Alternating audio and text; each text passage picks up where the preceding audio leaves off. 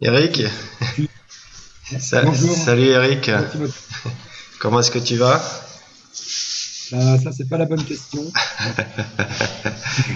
En toute la semaine, j'ai pas eu de voix, donc difficile de faire des vidéos. Et puis bon, bah là, on va essayer d'en faire une. J'espère que je vais être un peu audible. Bon, ça va pas être une très très grande vidéo, donc normalement, ça devrait pouvoir le faire. Ouais, t'as une voix très rauque, là, c'est Ah oui, c'est vrai. Le rocker. le rocker, rock'n'roll. Bah écoute, le sujet de l'interview du jour, ce serait que tu me montres comment est-ce qu'on peut installer un indicateur sur MT4. Ça tombe bien parce que justement, en plus, j'ai un client qui n'arrive pas à installer des indicateurs. Ouais, Que je lui ai envoyé. Et pourtant, c'est vraiment pas compliqué. C'est vraiment quelque chose de très simple. Simplement, bon, il faut le voir et le faire une fois pour toutes. Et après, c'est facile. Alors, on va essayer de faire simple ouais, ouais. et rapide pour que je puisse continuer à parler. Donc, il suffit. Alors, d'abord, il suffit d'avoir, comment s'appelle, euh, quelque part un indicateur ou alors moi je vais montrer pour un indicateur, je vais montrer pour un template et un robot parce qu'il y a des endroits différents. Donc il faut d'abord préparer son travail, c'est-à-dire que il faut positionner l'indicateur, template et le robot quelque part pour pouvoir le récupérer facilement et donc le copier. Ok, Déjà, c'est une question d'organisation. Alors attends. Alors moi, je me suis préparé un petit truc, hein. Donc un dossier où j'ai donc un indicateur. Alors je rappelle, c'est toujours bon de le rappeler, un indicateur, ça finit en point .ex4, ok, euh, comme ça. Non, pardon, point .ex4 comme ça, donc le deuxième ici. Alors il faut faire attention parce que un robot, ça finit également par point .ex4. Et malheureusement, beaucoup de créateurs de robots ne mettent pas comme moi je fais EA devant, de façon à différencier et savoir que c'est un robot et non un indicateur. Alors ça, il faut faire très attention. Des moments quand ça ne fonctionne pas, c'est simplement parce qu'on va positionner, par exemple, un robot dans les indicateurs et naturellement, la plateforme ne va rien comprendre parce qu'elle sait faire la différence, même si le nom, si dans le nom ne figure pas le fait que c'est un robot ou un indicateur. ok, Alors, pour être complète, je rappelle également, un template, ça finit par .tpl, hein. Donc, quand vous avez un fichier qui finit par .tpl, c'est un template. Alors, tout ça, c'est très important, naturellement, de le savoir. Alors, on va commencer par un indicateur. Donc, moi, là, je me suis pris un indicateur. ATR, ouais, c'est ça, ouais. ATR, j'ai pris n'importe quel indicateur. Donc, Ok, je vous rappelle comment on fait parce que au niveau des connaissances informatiques, je me rends compte qu'il y en a vraiment qui n'ont aucune connaissance informatique.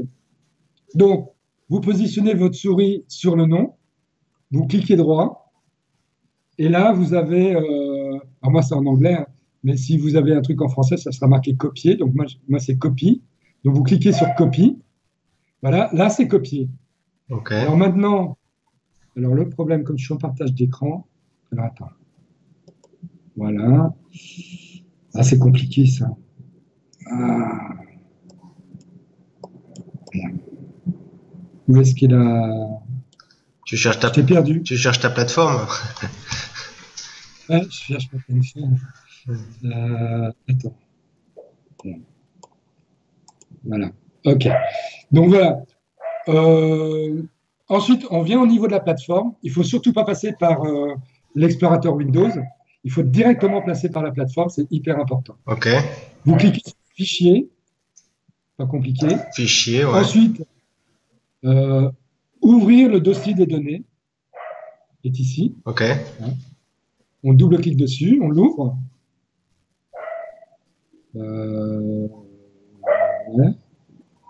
Ah ouais, c'est ouvert là. OK. Voilà.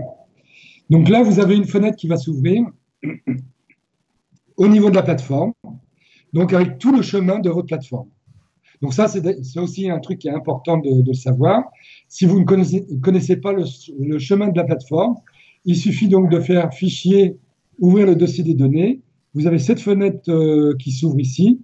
Et là, vous avez tout le chemin de la plateforme. Et si vous en avez besoin, vous cliquez dans la fenêtre Et ensuite, vous cliquez droit et vous faites copie pour le copier autre part si jamais vous en avez besoin. Ça, c'est un petit détail, ça n'a rien à voir avec ce que je raconte maintenant, mais ce sont des petits détails importants qui simplifient la vie de beaucoup de traders quand on ne sait pas se servir d'une plateforme MT4. Alors, donc, j'en viens à ça. On a cette fenêtre qui s'est ouverte. Et dans cette fenêtre, et c'est là qu'il y a beaucoup de problèmes, parce qu'il y a beaucoup de problèmes de compréhension, hein, car le système de la MT4 a évolué.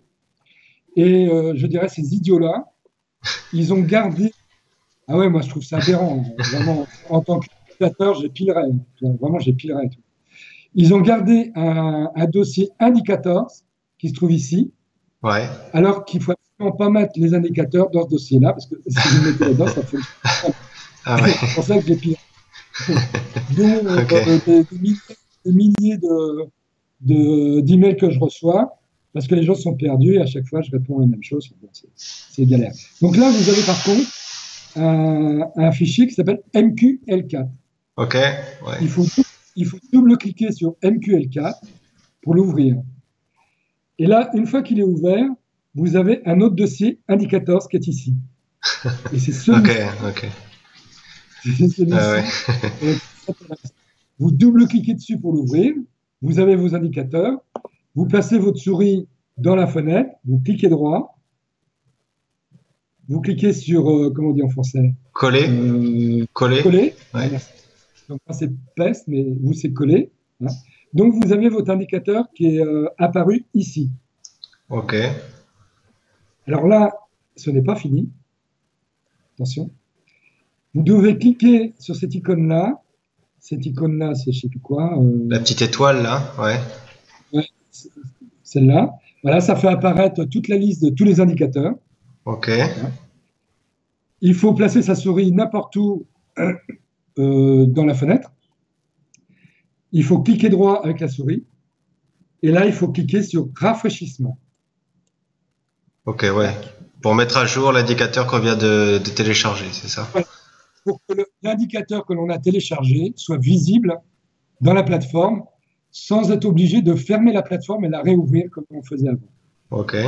Donc là, on fait un rafraîchissement. Et là, maintenant, l'indicateur, il suffit d'aller dans la liste, c'est par la liste alphabétique. Il est là, ATR. Donc ensuite, si on veut le placer sur le graphique, Ok, je le vois. il suffit de. Ouais. Voilà. Quand on quitte avec la souris, il y a la fenêtre de l'indicateur qui apparaît. On clique sur OK et il sera installé sur le graphique. Donc voilà pour un indicateur. Ok. Alors, maintenant, on va s'intéresser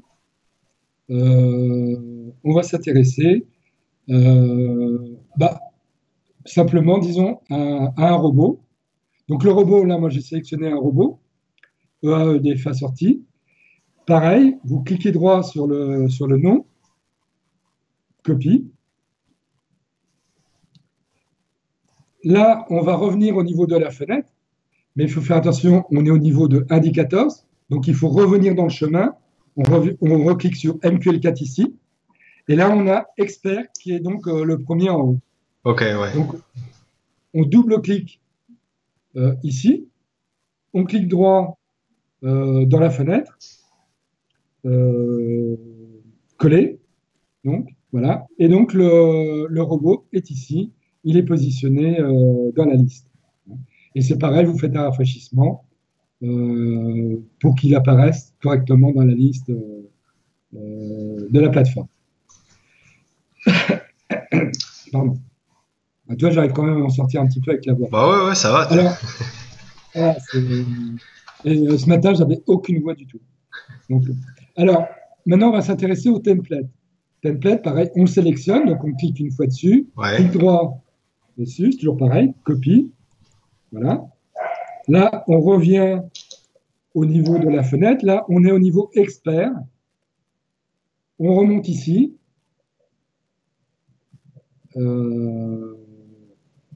Et ici, on se rend compte qu'on n'a pas les templates.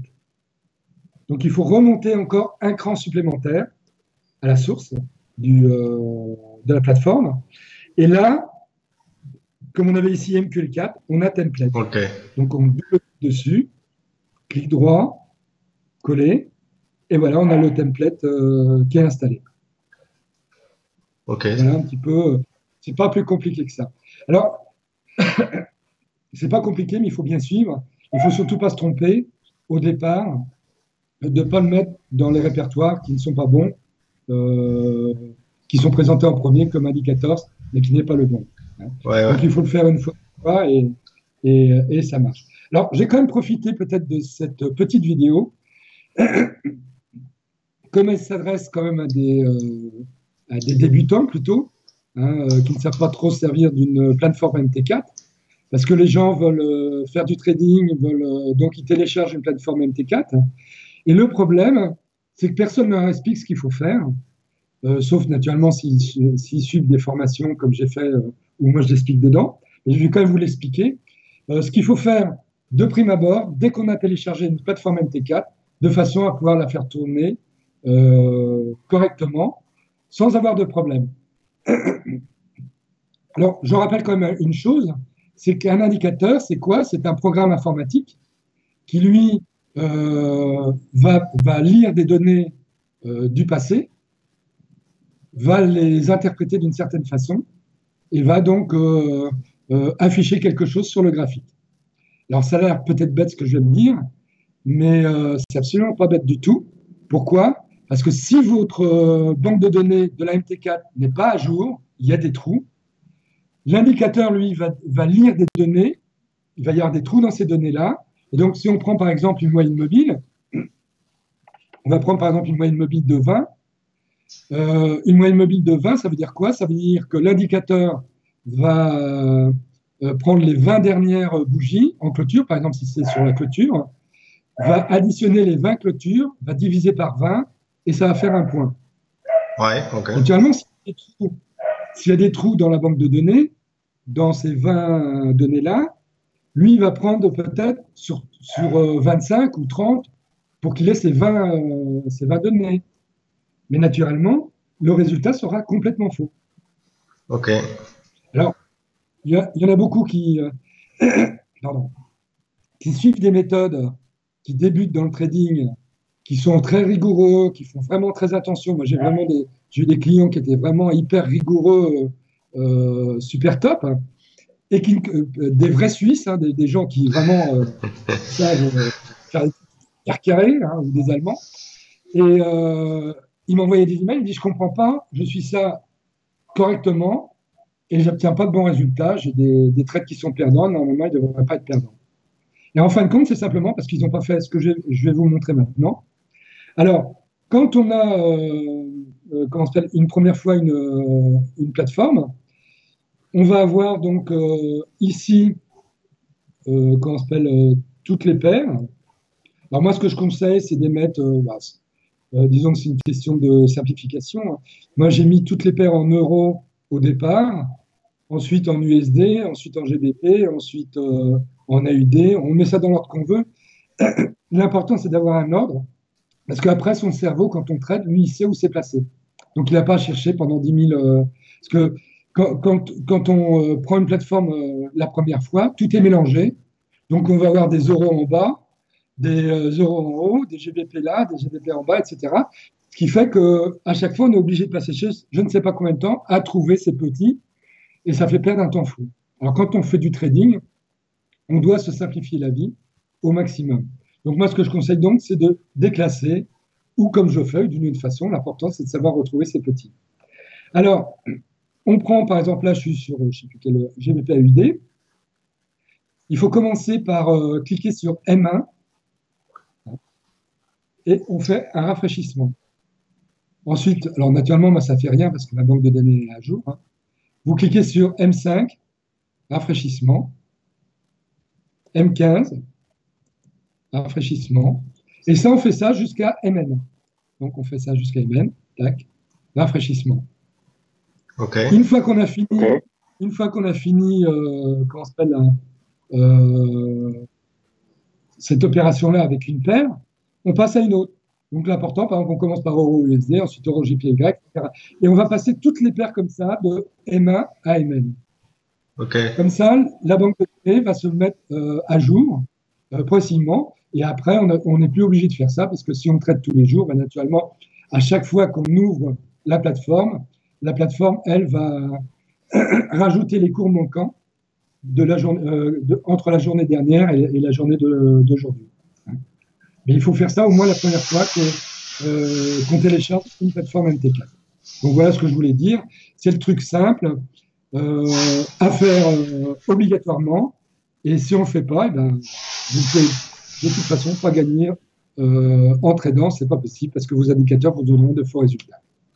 Donc voilà ce que j'avais à dire sur cette petite vidéo, en espérant que j'étais assez clair. Bah ouais, écoute, j'ai tout compris. Moi, MT4, c'est pas une plateforme que j'ai beaucoup utilisée dans ma vie, donc j'ai tout compris. Écoute, j'espère que les internautes, voilà, ils auront compris aussi. De toute façon, ils peuvent te contacter si jamais ils ont une question, hein.